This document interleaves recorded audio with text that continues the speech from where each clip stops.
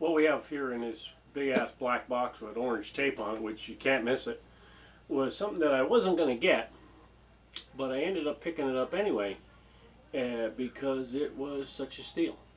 I'm going to rip it out of the box, show you what I got, and we're going to talk about it. Yes, that's a Halo battle rifle, or what they call a ChronoBlaster-88. Perfect shape, gun, 3 mags with it. I saw prices of like $650 down to like $580, all of different things. But I got this, $300 ship. Couldn't miss out on it. Gun was pristine shape.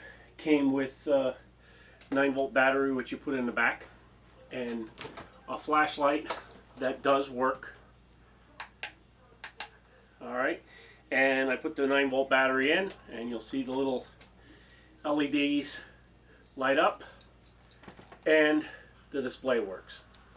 Now, granted, when you have a mag in there, this will light up. One thing that I did find was that battery space was the problem. I had not gotten the battery with the gun, which was not a big deal, but this, what you would think is the mag back here, which is what it is in the game if you ever play Halo, they actually have the mag up front here. There's a mag catch, and the mag comes out. It's a 200 round high cap, so I have 3 200 round high caps. I actually bought another mag, so I have 4 mags now. Goes in there. Gun will not fire without the mag in there. It's an electronic board that regulates it, the semi and full auto, through this switch here. So when you run out of BBs, take the mag out, it stops shooting. Another little negative, which I didn't like, I wound the mag up, it counted down from 95 to 0. I'd take the mag out, put it back in, so I could shoot the rest of the 100 rounds out of the mag. Not a big deal, but I guess it's a little bit more realistic. So I'm going to put this on the side, and then I'm going to show you a little problem that we have. Okay, back talking about the mag. Or the battery, and what I'm going to do is I'm going to show this. I ground the edges off here because I wanted to get a battery to fit in there. So what I bought, I measured, and what I got are 2 different things. I bought this 11-1 1800 mAh, and you see how thin these cells are. And I looked at it and I said, oh, perfect, goes right in, no problem. 2 cells. Right in, no problem. 3 cells, it's too wide, and I mean it's major wide. I'd have to cut the sides of this and do a lot of modification. So I opted to go with a 7.4. Now the problem is with this is a 7.4 that I got, and it is a 1700 mAh, but it's only a 20C. And as if you can tell, it's puffed out already because I over discharged it. This fits in here perfectly, even when it's puffed up.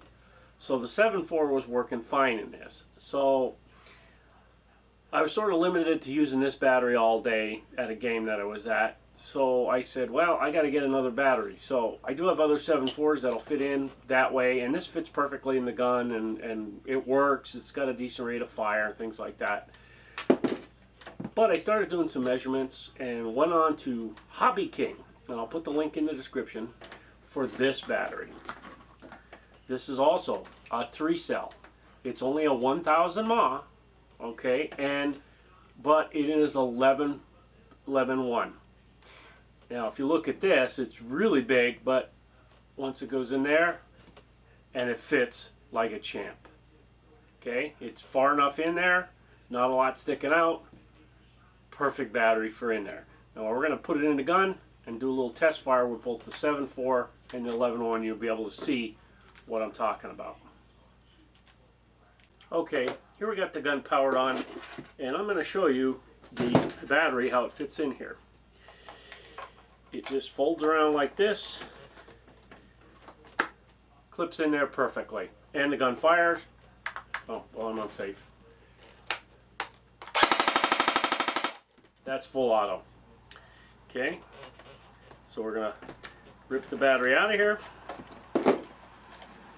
disconnect, and we're going to connect up 11.1. Now you got to do this though, and it's important to do this step, is turn the gun off. You got to hold the switch in, it goes off. Connect the battery up.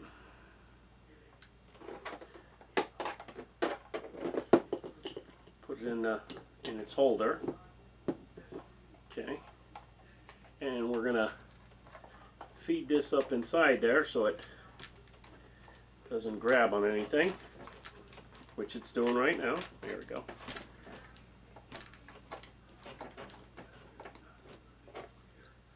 Malfunction. The wires have to be folded such a way and the cord put down in there because there's so much lead wire on there. I put the lead wire back down inside the battery holder, and it's, as you can tell, it slides right in. And here we are, 11.1 full auto. Now, what happens is you have a switch here that you switch from full auto to semi-auto, but without BBs in there to regulate, it stays at full auto. As soon as I put a mag in there with BBs, it will shoot semi-only, but this is how you change it. Hop up is right here. I was running 3.0s in this most of the day, work like a champ. To conserve battery, hold this in, turns off, you're good to go for storage.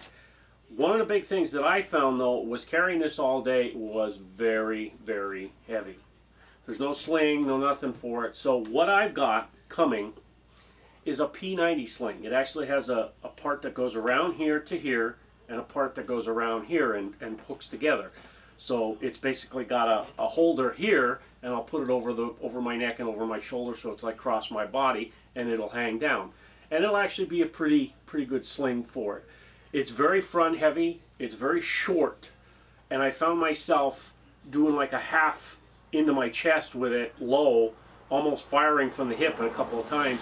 And when I did aim, and I used the top of this curve as like to cover like a shotgun, you cover the top of the barrel over your target, I was getting some pretty good ranges. I was hitting out to 125 feet without a problem, taking out quite a few people. Now with the 11.1, I think I'll be doing a little bit better, get a little snappier response on the gun.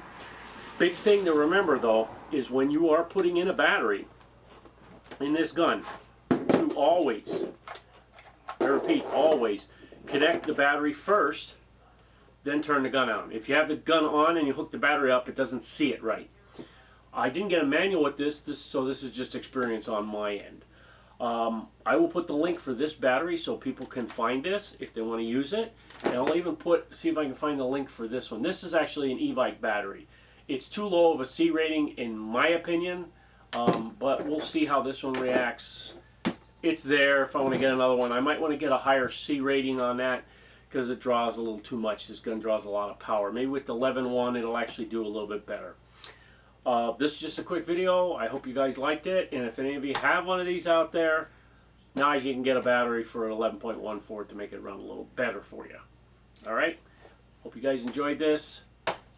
Have a good day.